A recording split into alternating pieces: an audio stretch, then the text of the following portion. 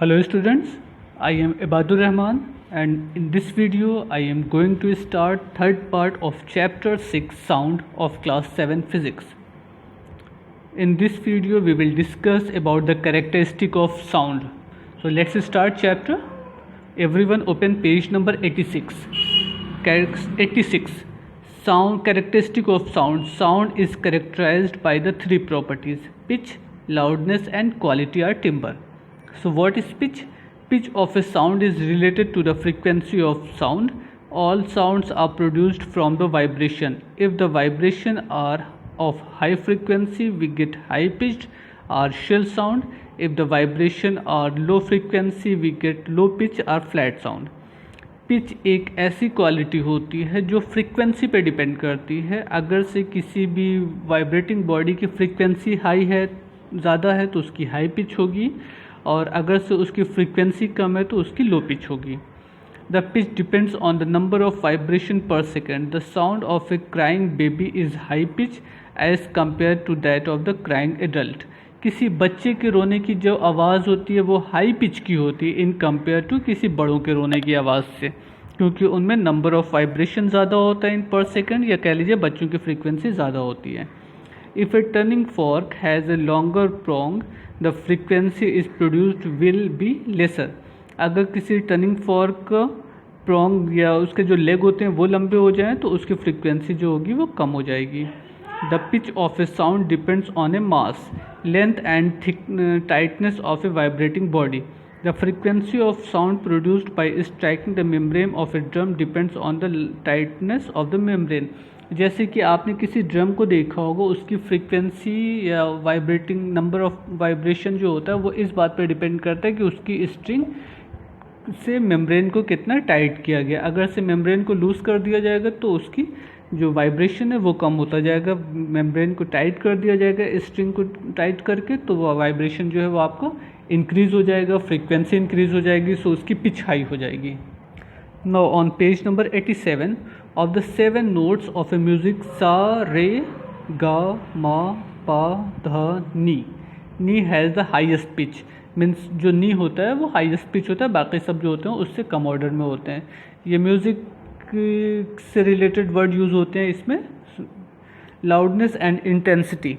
Loudness of a sound depend on the amplitude of a vibrating source that is producing the sound. Loudness of sound also depend on the energy of a sound reaching you, that is the distance between the sounds and the listener. Loudness जो होती है किसी भी vibrating body के amplitude पे depend करती है. अगर तो उसका एम्पलीट्यूड मैक्सिमम होगा तो एम्पलीट्यूड ज़्यादा होगा तो लाउडनेस ज़्यादा हो जाएगी, एम्पलीट्यूड कम होगा तो लाउडनेस कम हो जाएगी. The distance between the source and a listener, some other factor like pressure and humidity and surface area of the vibrating object can affect the loudness of a sound.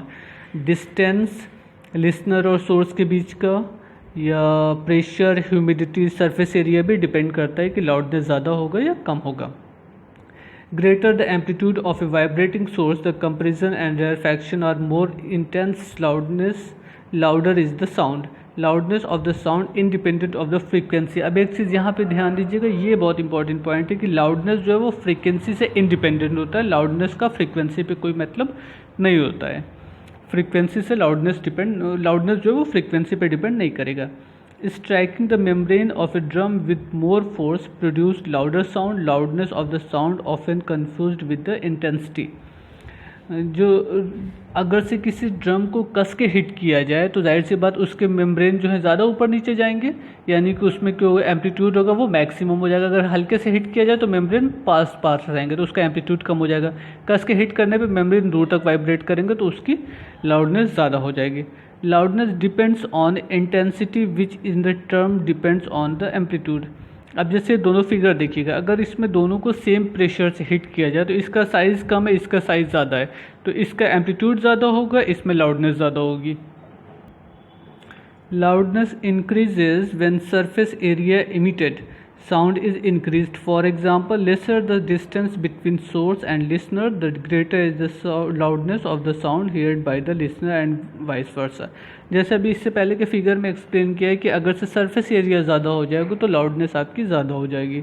Loudness of sound is measured by the decibel. ये याद रखिएगा, बहुत important point है. हर चीज़ की unit तो loudness की unit decibel. The table shows some source of sound and their decibel level. A rock concert can make you deaf and can shatter glass as the energy is very high. जो rock concert होते हैं वो हमको बहरा बना सकते हैं क्योंकि उनकी फ्रीक्वेंसी काफ़ी हाई होती है. आइए देखते हैं अलग अलग चीज़ की फ्रीक्वेंसी किसकी कितनी कितनी होती है. ये सारे इंस्ट्रूमेंट दिए गए हैं, अप्लायंस दिए गए हैं जिससे साउंड सोर्स दिए गए हैं जिससे साउंड प्रोड्यूस होता है और वो किस रेंज तक की फ्रीक्वेंसी को जनरेट करते हैं. उनका डेसिबल रेंज क्या होता है या उनका एम्पलीट्यूड लाउडनेस कितनी होती है.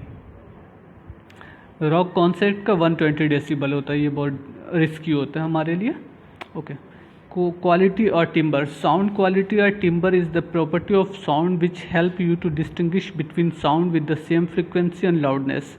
You can distinguish between your friend's hello and the stranger hello over a telephone by the quality or tone of the voice.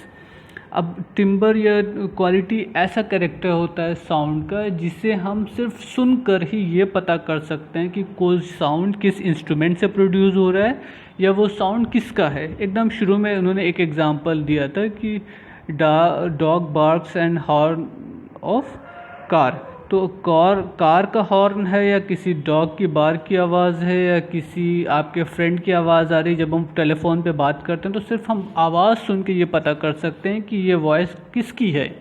ऐसा होता है ना अक्सर कि आपके किसी दोस्त की है आवाज़ है या किसी अजनबी की आवाज़ है. तो वो कैरेक्टर जिससे आप किसी साउंड को डिस्टिंग्विश करते हो या आइडेंटिफाई करते हो वो कैरेक्टर क्या कहलाता है? क्वालिटी कहलाता है. जबकि उनके साउंड लाउडनेस भी सेम हो, उनकी फ्रीक्वेंसी भी सेम हो, बट कुछ ऐसा उसमें होता है, कोई क्वालिटी ऐसी होती है जिसकी वजह से आप उसको पहचान जाते हो. वो उस क्वालिटी को बोला जा रहा है timbre. The sound produced by the vibrating body are never pure notes. That is they consist of more than one frequency. The base frequency is called the fundamental frequency.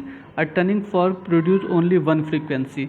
A musical instrument, on the other hand, produces the fundamental frequency along with the other notes, which are multiple of the fundamental frequency. These are called the overtone or harmonic. Due to these, the sound are different. अब इन्होंने कहा है कि जैसे turning fork से sound produce होता है वो सिंगल टोन का होता है, उसकी एक ही टोन होती है. लेकिन जो म्यूज़िकल इंस्ट्रूमेंट होते हैं वो अलग अलग साउंड को प्रोड्यूस करते हैं और उनकी साउंड के मिलने से एक नया साउंड बन जाता है. इस तरीके के जो फंडामेंटल जो सिंगल टोन होता है उसको फंडामेंटल टोन कहते हैं. तो जो म्यूज़िकल इंस्ट्रूमेंट होते हैं वो बहुत से फंडामेंटल टोन प्रोड्यूस करते हैं और वो सारे फंडामेंटल आपस में मिलकर एक नई फ्रीक्वेंसी बना लेते हैं जिसको बोला जाता है ओवरटोन या harmonic. Due to this the sound are different. इसी वजह से सारे साउंड अलग अलग सुनाई देते हैं. हर इंस्ट्रूमेंट के साउंड अलग लिखते हैं क्योंकि उनके मिक्सचर की वजह से एक नया साउंड प्रोड्यूस होता है. Now open page number 88. In figure A denote the sound from the turning fork, B piano and C from the violin. सबके देखिए अलग अलग डायग्राम बना हुआ है. All three notes are different from one another though they are the same frequency. जबकि इनकी frequency same है बट इनकी जो नोट्स हैं वो अलग अलग हैं. किसी में ज़्यादा पिच है, किसी में लो पिच है. म्यूज़िक और नॉइस. म्यूज़िक और नॉइस में क्या डिफरेंस है? दोनों तो साउंड होते हैं. When vibration produce regular pattern a pleasant sound और music is heard. When vibration produce irregular pattern the result is a noise. अगर से साउंड रेगुलर पैटर्न में है और हमें सुनने में आरामदेह है तो वो साउंड आपका क्या होगा? म्यूज़िक को रिप्रेजेंट करेगा. बट अगर साउंड का पैटर्न इरेगुलर है, पैटर्न वाइज नहीं है और वो आपको सुनने में तकलीफ़ दे रहा है तो वो क्या कहलाएगा? नॉइस होगा. अगर म्यूज़िक को ही हम बढ़ाते जाएं उसकी लाउडनेस को हाई करते चले जाएं, डेसिबल को हाई करते चले जाएं तो वो एज ए म्यूज़िक ना रह के फिर वो आपका नॉइस पॉल्यूशन में कन्वर्ट हो जाएगा. Musical instruments produce a fundamental frequency along with the many harmonic multiple of the fundamental frequencies. Our brain interprets these sound as music. Musical instrument अलग अलग जो होते हैं वो अलग अलग फंडामेंटल फ्रीक्वेंसीज़ को प्रोड्यूस करते हैं, और वो जब एक साथ हमारे कानों तक पहुंचती है तो हमें एज ए म्यूज़िक वो सुनाई देती है। ठीक है। The sound with a large number of unrelated frequencies will be interpreted as a noise by our brain. Denote noise in diagram below. अब इन्होंने देखिए दो डायग्राम बनाया हुआ है। बहुत से साउंड अगर मिल जाएं वो, और जिनकी फ्रीक्वेंसी बहुत हाई हो, लाउडनेस बहुत ज़्यादा हो, और कोई पैटर्न नहीं हो ना, रेगुलर पैटर्न नहीं है इसका, अनसिस्टमेटिकली, ये सिस्टमेटिकली है, सो ये म्यूज़िक को रिप्रेजेंट करेगा। ये इरेगुलर है तो ये आपका साउंड को रिप्रेजेंट करेगा। Musical instruments produce vibration by different method. They are classified by the method by which they are produced. Musical instrument अलग अलग मेथड से साउंड को प्रोड्यूस करते हैं, इस हिसाब से उनको अलग अलग कैटेगरी वाइज डिफाइन किया गया। स्ट्रिंग इंस्ट्रूमेंट, ऐसे इंस्ट्रूमेंट जिसमें स्ट्रिंग होती है। Example of the string instrument are violin, sitar, guitar, piano and veena. They produce vibration in stretched spring. इन सब में स्ट्रिंग लगी होती है, डोर लगी होती है, उनको खींचने से साउंड प्रोड्यूस होता है। This is done by the plucking the string और ड्राइंग अ बो across a stretched string. The pitch of a sound produced depends on the length, mass and tightness of the string. The tighter and thinner string produced high frequency notes. जो wire सबसे ज़्यादा tight होगा और पतला होगा उसकी frequency high notes होगी। Wind instrument, ऐसे इंस्ट्रूमेंट जो एयर की वजह से साउंड को प्रोड्यूस करते हैं। Example of the wind instrument are flute, shehnai, clarinet, trumpet, saxophone etcetera. ये सारे इंस्ट्रूमेंट जो है इसमें फूंक के हवा फूकी जाती है जिसकी वजह से साउंड प्रोड्यूस होता है। तो ऊपर वाले एग्जाम्पल में क्या था, स्ट्रिंग की वजह से साउंड प्रोड्यूस हो रहा था, और यहाँ पर विंड की वजह से हो रहा है। Air column, these instrument produce sound by vibrating air column inside the hollow part of the instrument. इसके अंदर हवा फूकी जाती तो हवा का एयर कॉलम को बदला जाता है। यहाँ पे छेद होते हैं जिस पे उंगलियाँ रख के अलग अलग उसकी पोजीशन को करते रहते हैं जिससे साउंड प्रोड्यूस होता है। इसमें फ्लूट में तो आपने देखा भी होगा। The pitch of sound produced by wind instrument can be changed by opening or closing holes cut produced by the into the tube of the instrument. इनके ट्यूब के जो होल होते हैं उनके साइज़ को उंगलियों से खोल या बंद करके एयर कॉलम को चेंज करते हैं जिसकी वजह से अलग अलग तरीके का साउंड प्रोड्यूस होता है। Now open page number 90, percussion instrument, example of percussion instrument are gong, drum, tabla, dholak, mridangam etcetera.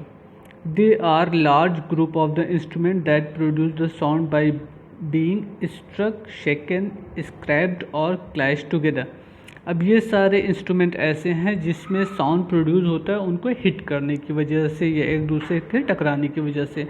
Most percussion instrument are such as cymbals, gong, drum do not have a definite pitch. Some of them like xylophone are tuned to be definite pitch. इसमें से कुछ ऐसे होते हैं जिनकी pitch same होती है, कुछ ऐसे होते हैं जिनकी पिच अलग अलग होती है. इसमें जैसा आप देखिएगा डायग्राम अलग अलग है, एकदम सेंटर में नहीं है क्योंकि इनकी पोजीशन अलग होती है, अलग तरीके के यूज़ की जाते हैं. किसी में स्ट्रिंग कम है, किसी में स्ट्रिंग ज़्यादा है. स्ट्रिंग की थिकनेस को, स्ट्रिंग की टाइटनेस को चेंज करके भी साउंड की क्वालिटी को बदला जा सकता है. Reed instrument, harmonium and mouth organ are reed instruments. They contain metal reeds which produce sound when air is blown over them. इनके अंदर एक गैप होता है जिसमें एयर भरी होती है. इसको आगे पीछे किया जाता है तो वो एयर अंदर बाहर होती है जिसकी वजह से साउंड प्रोड्यूस हो रहा होता है. Noise pollution, loud harsh sound that is unpleasant to hear the called noise.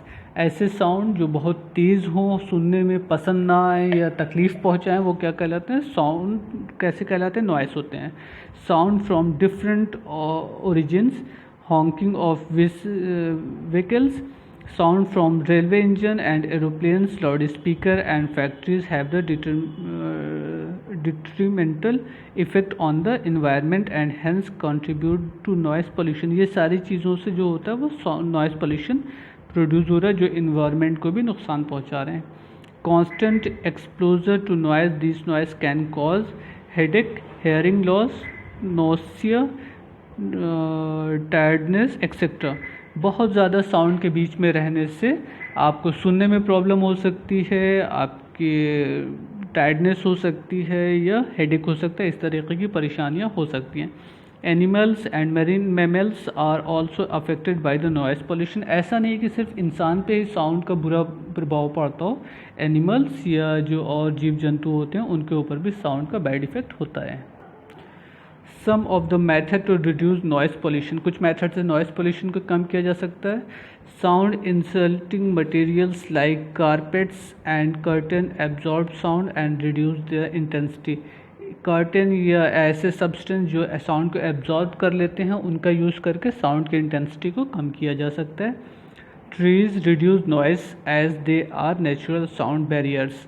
Trees जो होते हैं वो भी साउंड को एब्जॉर्ब करते हैं या साउंड को फैलने से रोकते हैं, वो नेचुरली बैरियर होते हैं।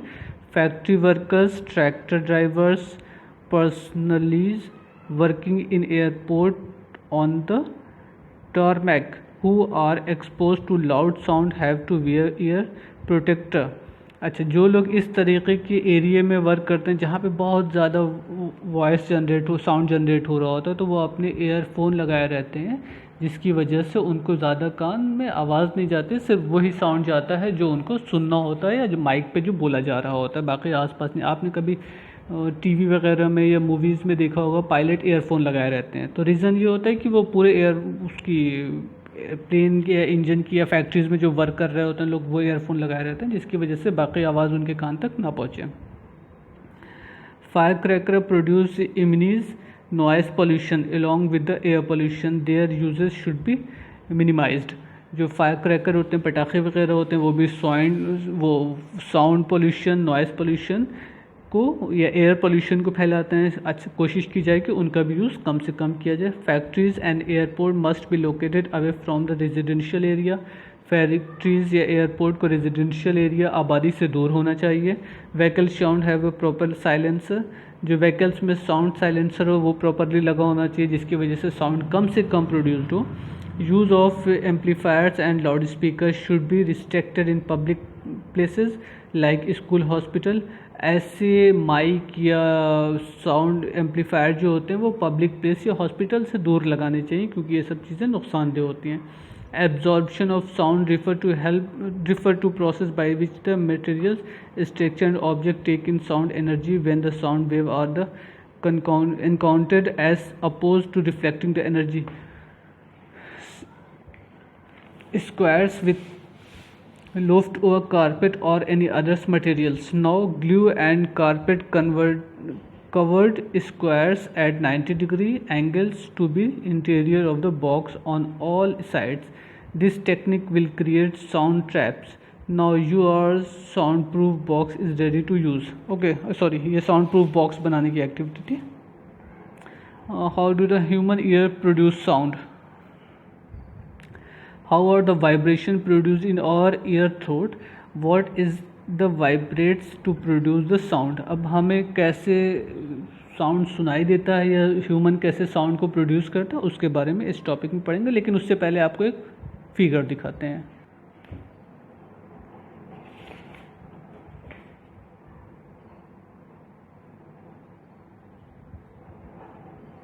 ओके